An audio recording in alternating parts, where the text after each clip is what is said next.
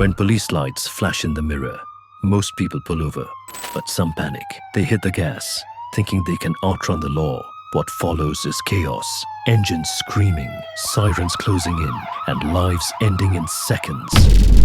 Today, 3 real chases from Atlanta to Michigan in which attempting to flee police cost lives.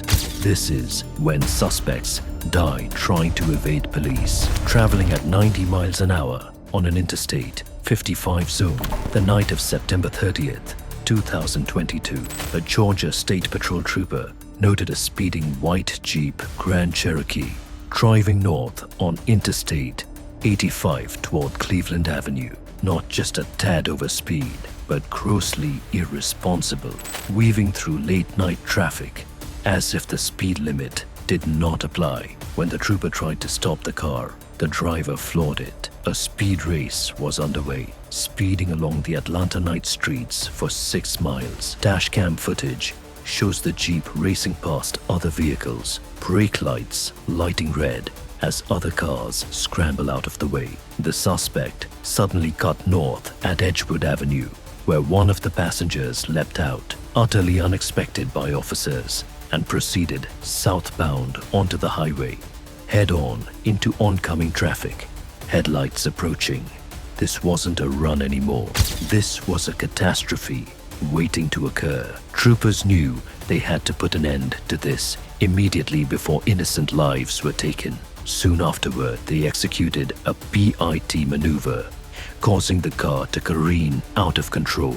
The Jeep disintegrated upon impact, its metal screeching against the asphalt as pieces of the car flew off in multiple lanes. The driver and one of the passengers were ejected and killed outright. Fingerprint identification identified the victims as 22-year-old Bri Dunn and 18-year-old Amarian Clutter, both of whom had multiple previous arrests and a history of fleeing from police. This was not the first time they made this fatal decision. At the scene of the crash, investigators discovered a fully automatic AR-15 rifle, illegal, altered and loaded. Suddenly, what was beginning as a speeding stop exposed something considerably more sinister. The third passenger, 19-year-old Montavious Lovejoy, had already left earlier. During that brief exit at Edgewood Avenue, police later found him wounded from a gunshot wound sustained before the chase began. He lived and was taken to the hospital under police escort. This pursuit lasted only minutes, but it ended with 2 lives lost, a third forever changed, and countless innocent drivers who narrowly escaped disaster, all because of one reckless choice to flee. Less than a year later, another traffic stop escalated into chaos. In Niles, Michigan, a state police trooper pulled over 32-year-old Joshua Ringle for faulty brake lights, a simple equipment infraction.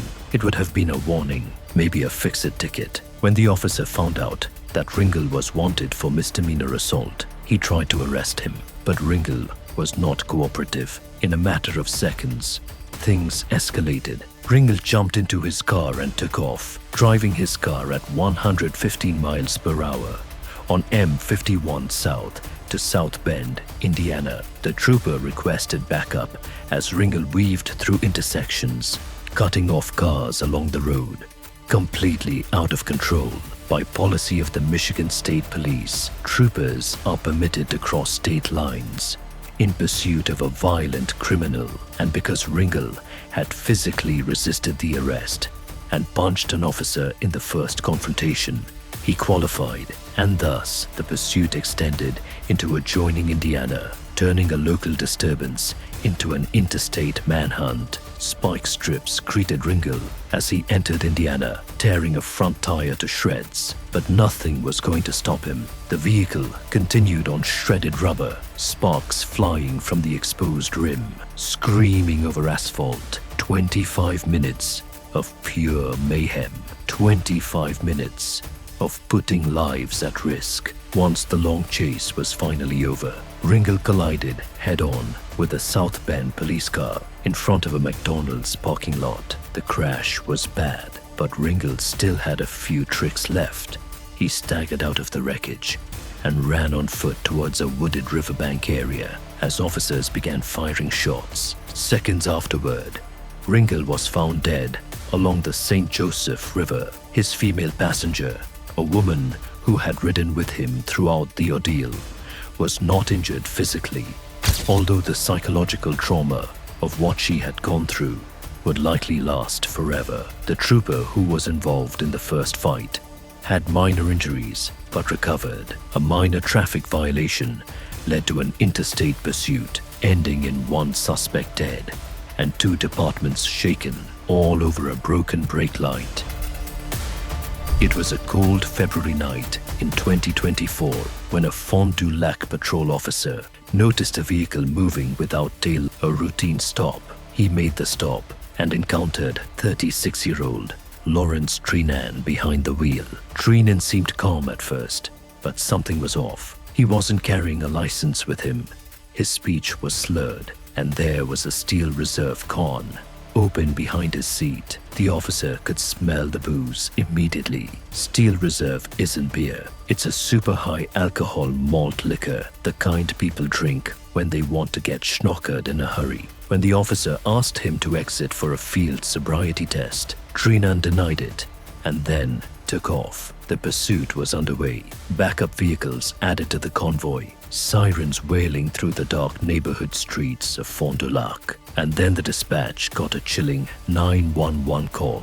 The caller was Drenan himself. He warned the dispatcher, quote, "If they pull me over, I've got a gun and I'll shoot them." He said he'd rather die than go back to jail. This was more than a guy who didn't want to get a DUI anymore. This was an individual who had decided how this night would be completed in violence. Police deployed spike strips on Drenan's path as the tires blew out on the vehicle. Drenan kept talking with dispatch on the phone, describing the final moments of his life in real time. He told them he was out of fuel, and when he stopped, he'd shoot his way out. Imagine being that dispatcher, helpless, listening to someone stage killing himself. Seconds after, the car stopped on the side of the road. Police surrounded the car, weapons drawn, throats raw from yelling commands over and over. "Drop the weapon. Put your hands out. Final warning." Drenan stepped out, gun in hand. He had every opportunity to surrender, every opportunity to choose life. Following repeated warnings, a single officer shot twice, hitting him fatally. Lawrence Drenan fell to the ground. He was already dead when paramedics arrived. The autopsy showed a blood alcohol content of 0.198, more than twice the legal limit. The guy was staggering, hardly able to walk, much less make rational choices. Records showed several prior DUI convictions, disorderly conduct convictions, and traffic charges. It wasn't the first time he had been drunk and driving. It was the last. For the officers, the worst possible nightmare. A suicidal, intoxicated, armed man who was determined to take it out in blood. They had no choice but to defend themselves. For Drenan, it was the last drive he'd ever take. A blown taillight turned into a death sentence. He signed himself.